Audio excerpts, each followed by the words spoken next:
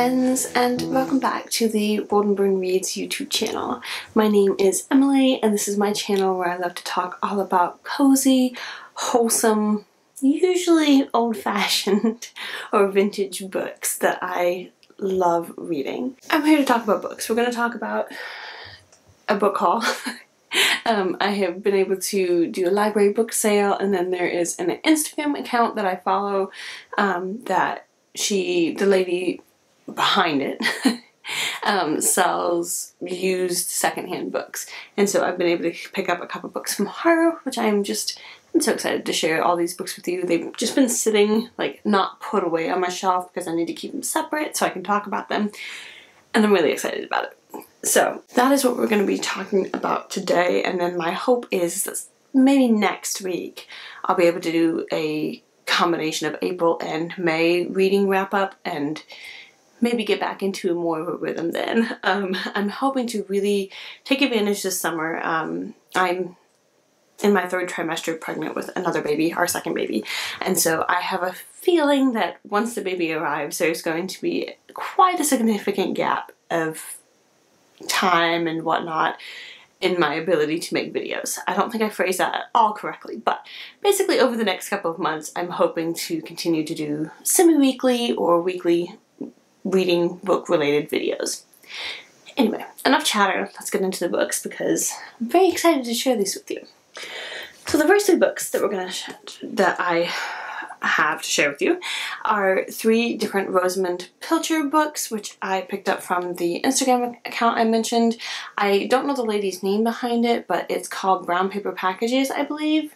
I will have it on the screen and down and linked in the description box below. She does fairly regular, like, secondhand book sales. Sometimes she'll do it in her Instagram stories, sometimes she'll do it as Instagram posts, and they're usually pretty inexpensive, and I like to support smaller. It's not even a company. It's or a business. I don't know what it would be classified as, but I like to support individual people when I can. And so she had these three posted as a set for like $10, and I was like, ooh, that sounds fun. Ever since I started watching Gina, is her channel just Gina Stanyer? I don't know. I'll have her account or her channel linked below. She talked about how much she absolutely loved Rosamund Pilcher, and then shortly thereafter I had found some paperback copies in a thrift store, and so I've been slowly growing my collection of Rosamund Pilcher books. I've actually only read one so far, and it's not even one of the famous ones. It's something that it's like The Empty House or something. I don't remember. But I read the synopsises of these and thought they sounded like a lot of fun, and they matched the other paperback versions that I have. So I have The Day in the Storm, or The Day of the Storm, Snow in April, which this one is the one that I really, really want to read. It says Caroline Kilburn was to be married next Tuesday, and yet she suspected that gratitude was the wrong reason to become a bride. Perhaps that was why she and her younger brother Jody had taken the long drive north to Scotland in search of her missing brother Angus. As the landscape grew more stark and wintry with each passing mile, Caroline recognizes the coldness inside her even more, but she never dreamed that a sudden spring blizzard would leave them stranded by the roadside, or that snow in April could give both her and a lonely young Scot one last chance to find the healing warmth of love. It sounds very sweet and cute and charming, so this one's the one that I really want to pick up. And then the last one is Voices in Summer. So yeah, I'm happy to have these three to add to my collection of Rosamund Pilcher. And then most of these books are from my local library book sale, and I was able to get them all for like $1. So let me just grab this bit so I don't have to keep turning. I got The Secret of the Old Clock, which is one of the Nancy Drew mystery stories by Carolyn Keene, and I just love this edition. I haven't read a lot of Nancy Drew stories. I think my sister was into them when we were younger, but I don't remember if she read more Nancy Drew or if it was the Trixie Belden series. I was a Hardy Boys fan. I read like all the Hardy Boys that I could get my hands on. But I just thought that this was beautiful, and I love a good detective story. So at some point I would like to read it, and I'd like to have it for my kids to read someday. Then this one I was super happy to find. This is Come Tell Me How You Live by Agatha Christie Mallowan, and it's a memoir, is that what it's called? That Agatha Christie wrote, talking about like her, yeah, it's an archaeological memoir talking about her and her husband. Her second husband was a archaeologist, and she would go and join him on his different archaeological digs and things, and her autobiography is one of my all-time favorite books. It is so good. It is a chunky book. It is a big book. I loved that so much. I would love to own a copy of it, but I don't. But I haven't read this one, so I have a feeling it's going to be just as good. And I'm really looking forward to getting to read more about her and her second husband. I think that the love story and stuff that she talked about it a little bit in her autobiography is very sweet, and I think they're very cute. So I'm looking forward to reading that one. Then I was able to pick up this copy of one of my all-time favorite books, which is the Guernsey Literary and Potato Peel Pie Society, which is a book by Mary Ann Schaefer and Annie Barrows. Yeah. And this is a fantastic book. It is written in the... I know how to pronounce it in my brain, and then I go to try and say it, and my brain is like, ah! It's written in the form of letters, and it is just so sweet and so cute and wholesome, and it's so good. If you've seen they did a Netflix adaptation, or a movie adaptation that's on Netflix, which is really good, but I do still think the book is better. The movie actually stayed very close to the book, which doesn't always happen with period dramas. So I highly recommend both the film and the book, but I love the book, so I was so excited to find that. And then I picked up this book. It is called Still Meadow Day Book by Gladys Tabor. And I believe this lady is one that I heard about on the Miranda Mills channel. And it's a lady who lives on like a farm or something, and she wrote several books just kind of talking about her life in the country on this like farm in this house or whatever. And from what I've heard, again, I haven't read any of her books, but from what I've heard, they're very calm, cozy, wholesome, like, yeah, just like really simple sorts of books about day-to-day life. And so it was $1, and I'd been kind of intrigued by it. I'm pretty sure I heard about it on Miranda Mills' channel. I'm almost positive. And so I was like, I'll pick it up. And it's a really nice hardback edition. The dust jacket's in a little bit worse for the wear condition, but I actually don't like dust jackets. They really annoy me. I much prefer books that, particularly the hardcover books where they don't have the dust jacket, they just have the artwork on the actual book. But that's neither here nor there. The next book I got, which I was very excited to see too, is What Katie Did Next by Susan Coolidge. I purchased, it may have been from the library book sale section as well, but I purchased the first book in the series, which is What Katie Did. I haven't read it yet, but I was just like, oh, this is perfect. I have the first one, and now I have the second one. And this is a really nice edition of it. It's in like pristine condition. The other thing is stickers. Why do people put the stickers on the books? It drives me nuts. So there's that one, and then I grabbed this copy of Middlemarch by George Eliot. This is a book that I have been wanting to read for quite some time. I picked up a gorgeous copy of it when I was on a beach vacation with my husband and his family, like, I think it's getting close to 3 years ago now. And part of me has just been a little like, because I don't want to ruin it. And I had a baby like a year after we got that book, and so I just haven't gotten to it, and I don't want to like have it laying around. And so I saw this one, I was like, this is a really nice copy of it. It's $1. this will be my it's okay if it gets ruined copy.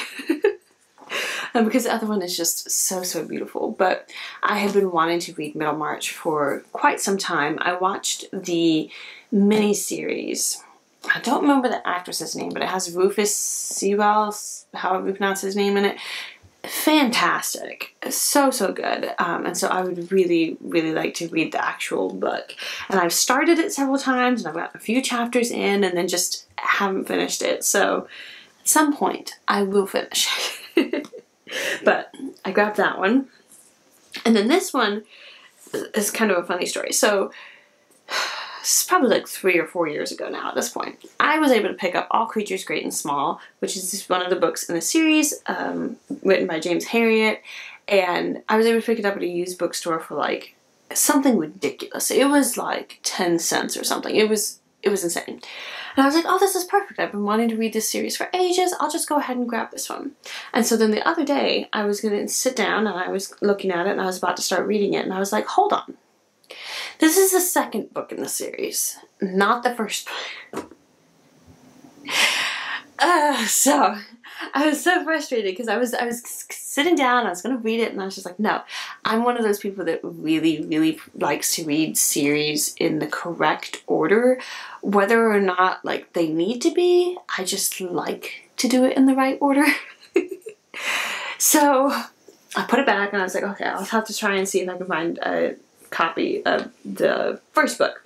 Well, then I went to my book stack is falling over here. Hold on. I went to the library book sale and was able to find books 3 and 4. But they didn't have book 1. And I was like, man. So now I have I have 3 of the books in the series, but not the first one. So again, I'm hoping to find the first one. It'd be kind of fun to get it in the same like paperback as these so that they all match, but if I can't, I can't, and I'll just get it somehow.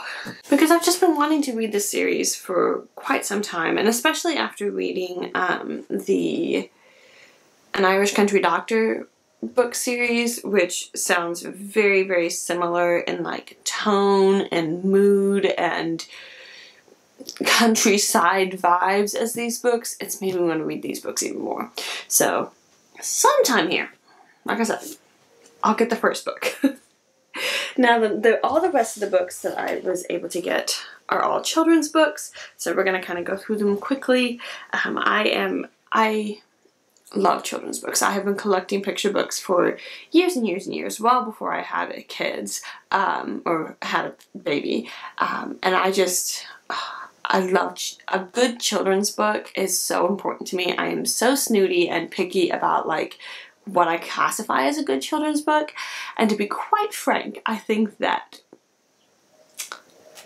the vast majority of modern day children's book I think are complete rubbish.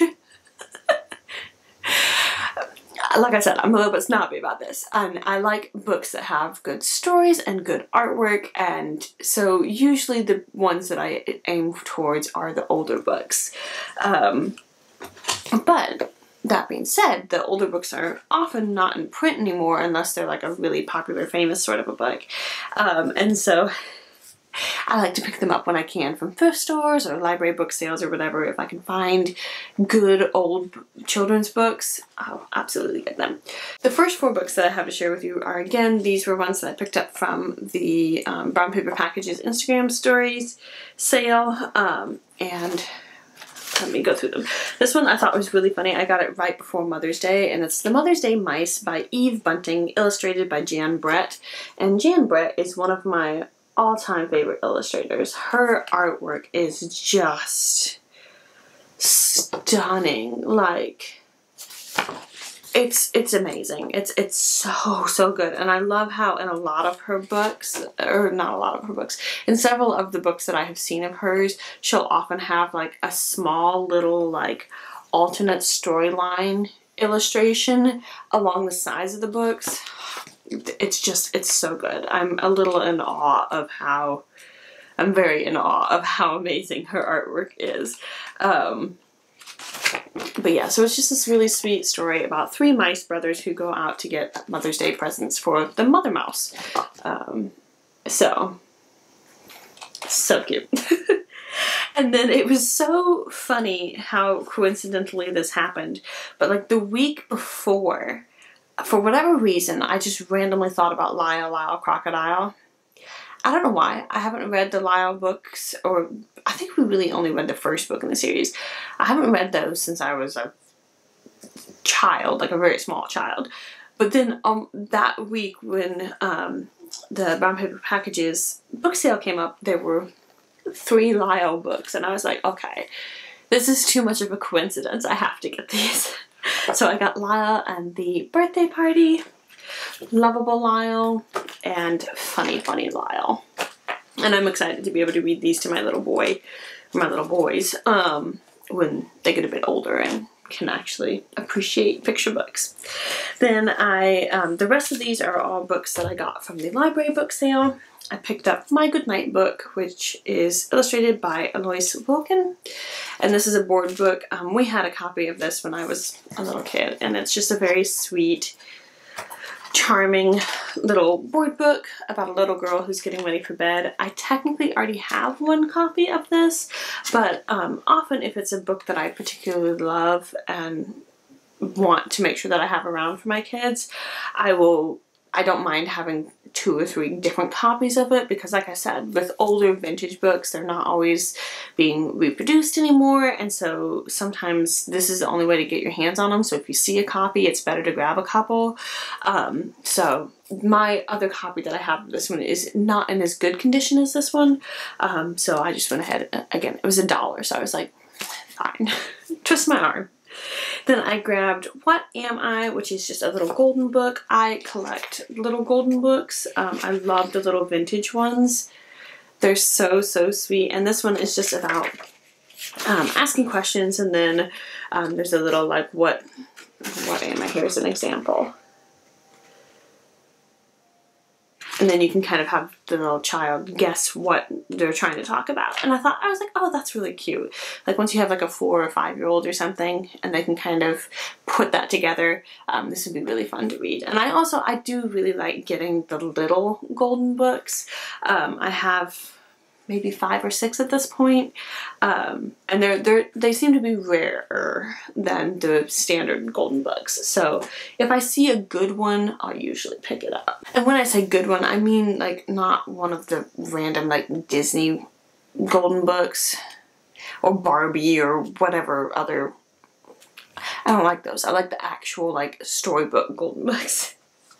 And then I grabbed Say Hello Vanessa by Marjorie Wynham Charmant.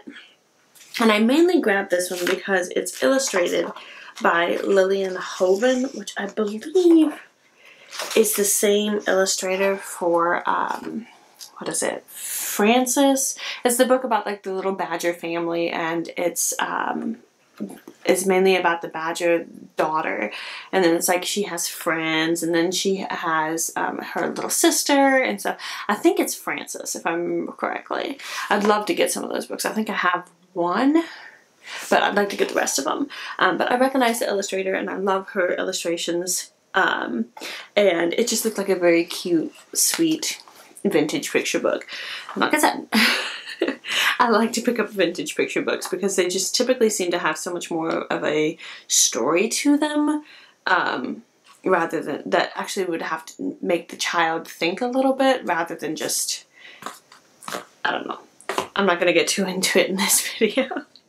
Then I picked up Curious George at the airport. I loved Curious George as a child.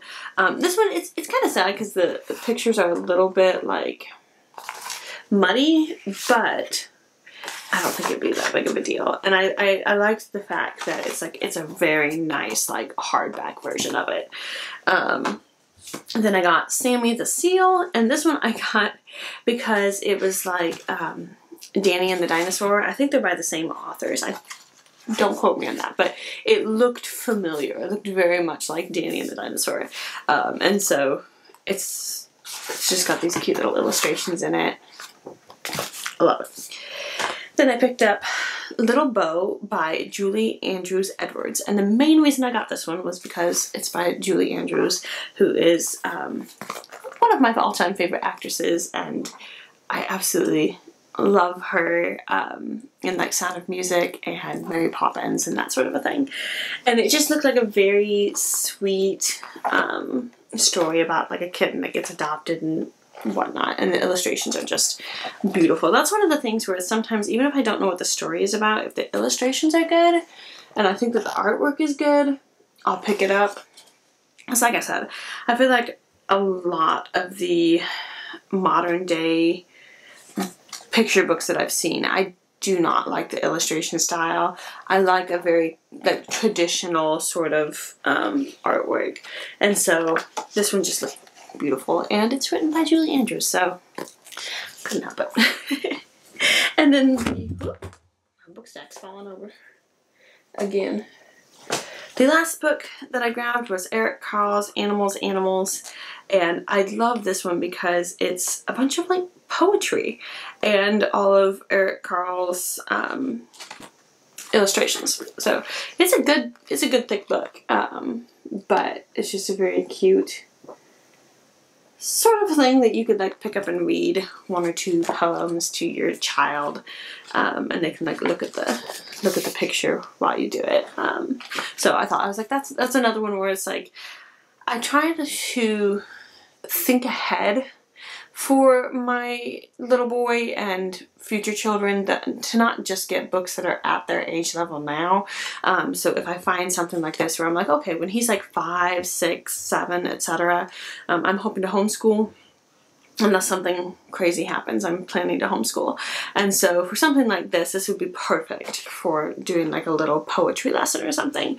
And then you could have them, like, you read them the poem and then have them like draw a picture of the animal. Like if you read them the rooster poem, have them draw a picture of the rooster or whatever.